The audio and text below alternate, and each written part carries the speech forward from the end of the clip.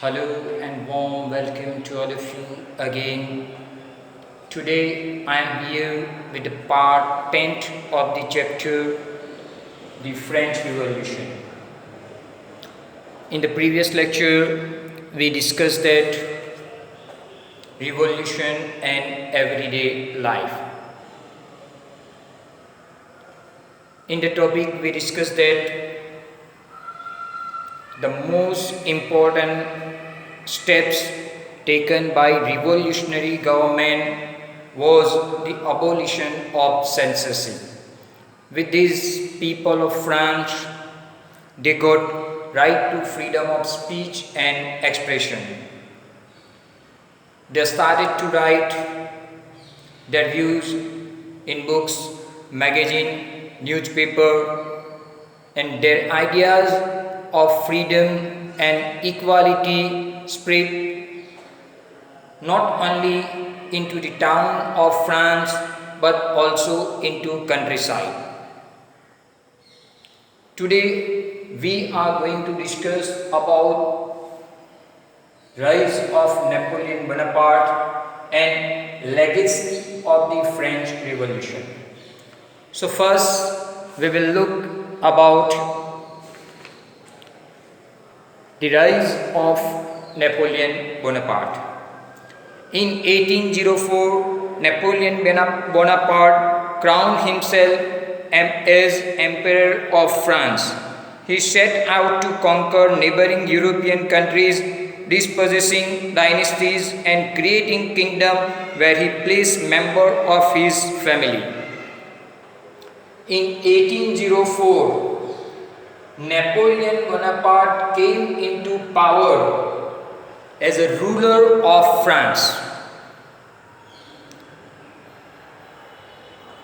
He started to conquer neighboring countries and he set there his family member as the ruler of their region.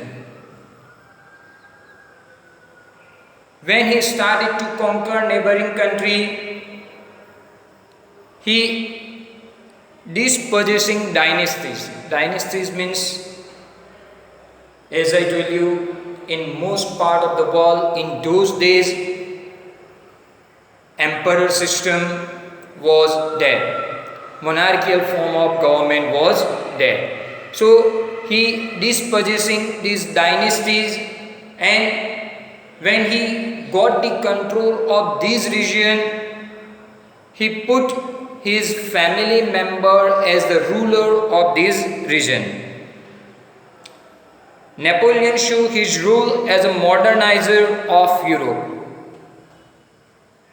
He brought many changes in European society. He himself so as the modernizer of Europe. He introduced many laws such as the protection of private property and uniform system of weight and measure provided by decimal system. Why he showed himself as a modernizer of Europe? Because he introduced many laws such as the protection of property. Earlier, third estate people, they did not have right to secure property. Only noble and clergy, they have right to secure property. Now he introduced such a law, all people of France, they have right to secure property. Even he introduced uniform system of weight and measurement provided by the decimal system. In those days of Europe, in different regions, there were different measures for the weight and measurement. Different units were there for the weights and measurement. But when he came into power, he introduced uniform system for the weight and measurement. Initially, many people saw Napoleon as a liberator who would bring freedom for the people. When he brought these type of changes, revolutionary changes in France, even in European that the region. So many people they show Napoleon as a liberator for themselves. But soon the Napoleonic armies came to be viewed everywhere as an invading force. In the initial stage, people considered himself as a liberator, but when Napoleon army started to attack on the other region to take over those regions, so people started to describe Napoleonic army as an invading force. Invading force means as enemy. He was finally defeated at Waterloo in 1815. Finally, Napoleon was defeated in the year 1815 in the Battle of Waterloo by British army and Prussian army. Napoleon came into power in 1804. He brought many changes not only in France but in European society. He was finally defeated in 1815 in the Battle of Waterloo by the British army and Prussian army. Many of his measures that carried the revolutionary ideas of liberty and modern laws to other parts of Europe had an impact on people long after Napoleon had lived. Though he was defeated in the 1815, but after his defeat, many of his laws, many of his revolutionary changes was adopted by the people of France, and they took the advantage of these reforms, these changes. Now the second part of today's topic and the last topic of the chapter, legacy of the French Revolution. Here first I would like to clear what do you mean by this legacy. Legacy in the sense gift. Now what are the gifts of the French Revolution? The ideas of liberty and democratic rights were the most important legacy of France. French Revolution brought so many revolutionary changes not only in France but in whole Europe. But most important legacy, most important gift of the French Revolution are the ideas of freedom and ideas of equality.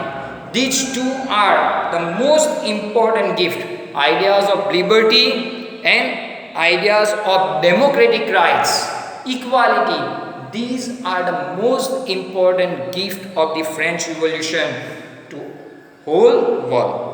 This spread from France to the rest of Europe during the 19th century, where feudal systems were abolished.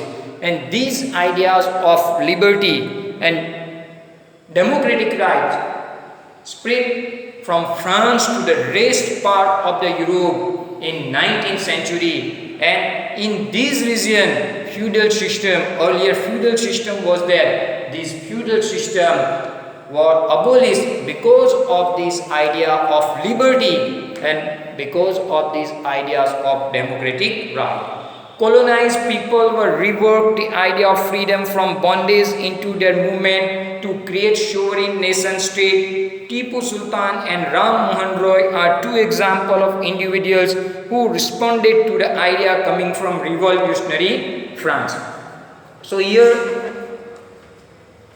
all the colonized people, they rework on the ideas of liberty, ideas of equality, ideas of democratic right, and they started revolt against colonial government. Most important example of this, later these ideas were adopted by Indian revolutionary strugglers such as Tipu Sultan and Ram Mohan Roy. In those days, India was also a colonial state. India was under the rule of Britishers. And these two figures, they adopted the ideas of liberty and democratic rights, which are the gift which are the legacy of French Revolution, they adopted this idea, and these two, Tipu Sultan and Ram Mohan Roy, both played important role in the freedom struggle of India. Dear student, with this I would like to conclude my today's lecture, and even with this the chapter the French Revolution is also over. We will meet again very soon with the summary of the same chapter. Thank you very much.